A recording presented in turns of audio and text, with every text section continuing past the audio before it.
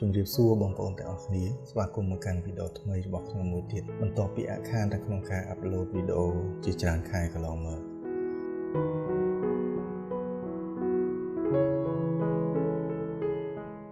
វីដេអូនេះខ្ញុំបានថតនៅតំបន់ Stueng Mean Chey នៅពេលដែលខ្ញុំឆ្លងកាត់តំបន់នោះហើយស្ថានភាពចរាចរណ៍មានការកកស្ទះខ្លាំងខ្ញុំក៏បានបង្ហោះដ្រូន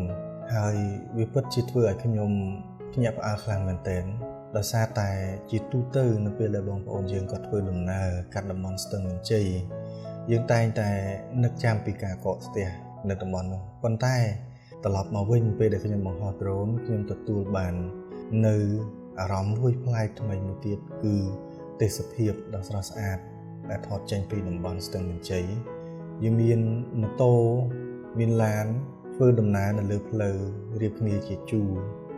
ហើយយើងមានស្ពានយើងមានផ្លូវខ្វាត់ខ្វែងយើងមានវត្តអារាមមានសាលារៀនហើយនឹងមានអគារតូចធំជាច្រើនផ្សំជាមួយនឹងទិដ្ឋភាពថ្ងៃរៀបលិចគឺពិតជាមានភាពស្រស់ស្អាតខ្លាំងមែនទែនដូច្នេះសូមអញ្ជើញបងប្អូនទាំងអស់គ្នាចូលរួមទស្សនាវីដេអូមួយនេះជាមួយនឹងខ្ញុំអមជាមួយនឹងទេសភាពដ៏ស្រស់ស្អាតទាំងអស់គ្នា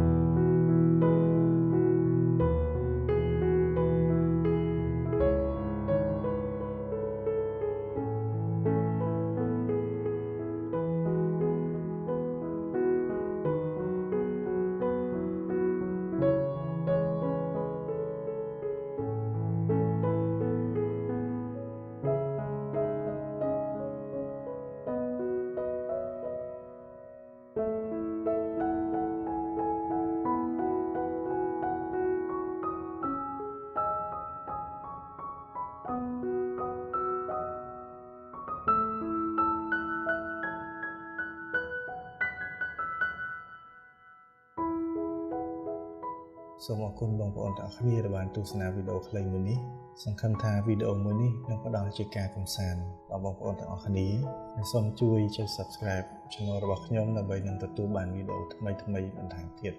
សូមអរគុណ